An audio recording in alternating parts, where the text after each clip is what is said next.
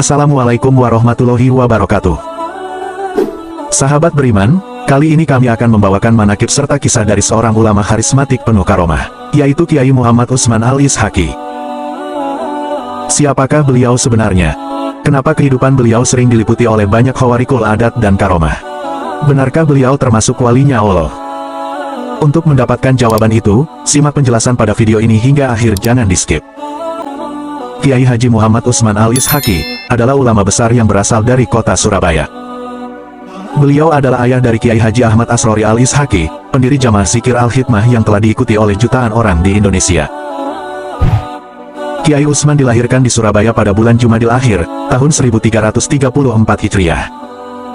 Pada umumnya, bayi dikandung dalam rahim selama 9 bulan, akan tetapi, beliau dilahirkan setelah 16 bulan berada dalam rahim ibundanya.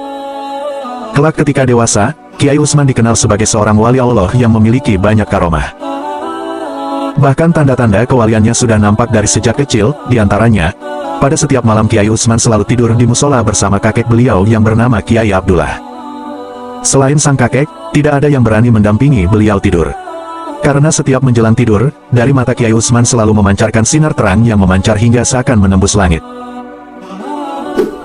Oleh sebab itu, orang terdekatnya pun takut, sehingga beliau tidak pernah tidur di rumah, akan tetapi beliau tidurnya di musola ditemani sang kakek.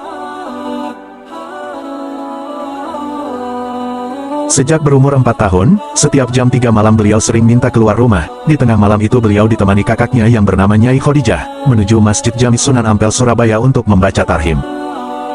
Setiap beliau sampai di pintu gerbang masjid, beliau selalu disambut oleh banyak anak-anak kecil yang memakai kopiah putih, dan setelah beliau sampai di masjid, anak-anak kecil tersebut hilang entah kemana. Kemudian, mereka akan muncul kembali sewaktu beliau pulang dari masjid sekitar jam 7 pagi.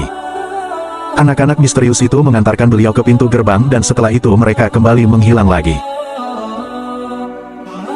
Ketika berumur 13 tahun, Kiai Utsman mulai mengalami kasyaf. Pada waktu itu beliau mulai mampu melihat Ka'bah di Makkah secara jelas dari tempatnya berdiri. Bahkan Kiai Utsman mampu melihat perwujudan manusia menurut amalannya. Ada yang berwujud cahaya, dan ada yang berwujud binatang. Menurut Kiai Haji Ahmad Asrori, ketika ayahanda berusia 13 tahun, sang ayah mempunyai kemampuan melihat Ka'bah secara nyata dari rumahnya Jatipurwo, Surabaya.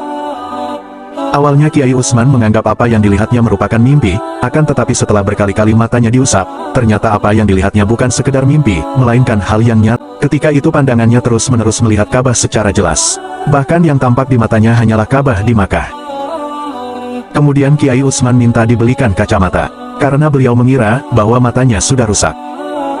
Setelah dibelikan kacamata dan dipakai, ternyata hasilnya sama saja. Menurut Kiai Asrori, itulah awal kasyaf yang dialami ayahandanya. Sejak saat itu Kiai Utsman bisa melihat orang dengan segala kepribadiannya, ada yang menyerupai serigala, ada yang seperti ayam dan ada juga yang seperti anjing. Semua itu tergantung pembawaan nafsu masing-masing, akan tetapi Kiai Utsman tidak berani mengatakan terus terang di depan umum, karena hal itu menyangkut kerahasiaan seseorang.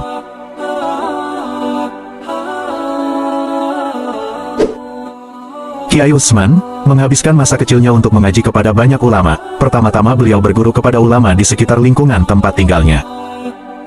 Pesantren pertama yang disinggahinya adalah pesantren yang diasuh oleh Kiai Khozin Buduran Sidoarjo. Tidak lama kemudian, Kiai Utsman pindah ke pesantren yang diasuh oleh Kiai Munir di Madura. Beliau kemudian meneruskan mondok di pesantren Tebuireng asuhan Hadratus Syekh Kiai Hasyim Asy'ari. Namun, sebelum mondok di Tebuireng, Kiai Utsman juga sempat berguru kepada Syekhona Khalil Bangkalan. Pindahnya beliau dari satu pondok ke pondok lain, pada akhirnya membawa beliau berlabuh untuk memperdalam ilmunya kepada Kiai Haji Romli Tamim di Rejoso, Peterongan. Ketika Kiai Utsman menjadi santri di pesantren Rejoso, beliau sering dikunjungi oleh Nabi Khidir sehingga beliau melaporkan hal tersebut kepada Kiai Romli.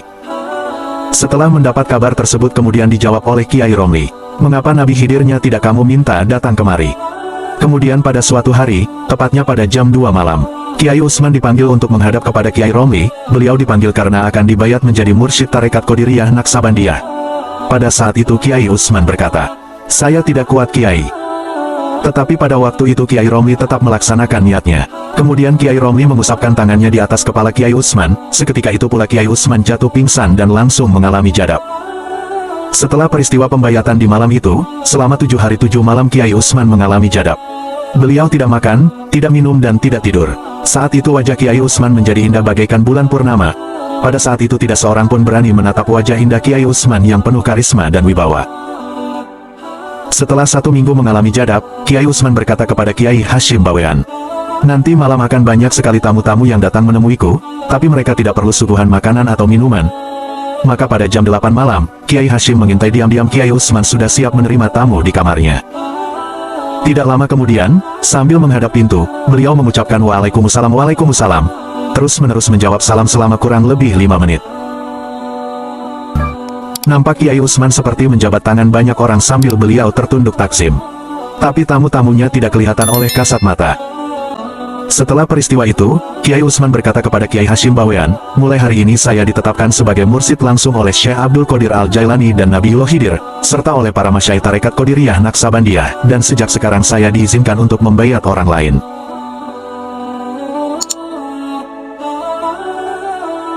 Kiai Utsman mengatakan hal tersebut, sambil menyerahkan sepucuk kertas kepada Kiai Hasyim Bawean. Ketika menerima kertas itu, Kiai Hasyim Bawean bergegas pergi ke dalam Kiai Romli untuk mengantarkan sepucuk kertas tadi. Kiai Romli menemuinya di luar rumah seraya berkata, "Ada apa malam-malam datang ke sini?" Ketika Kiai Romli menerima dan membaca sepucuk kertas itu, spontan beliau berkata, "Alhamdulillah, sekarang saya punya murid yang bisa menggantikan saya." Terbiasa tirakat sejak kecil, sehingga beliau pantas mendapatkan kedudukan yang tinggi. Kebiasaan tirakat Kiai Utsman ini merupakan didikan dari keluarganya.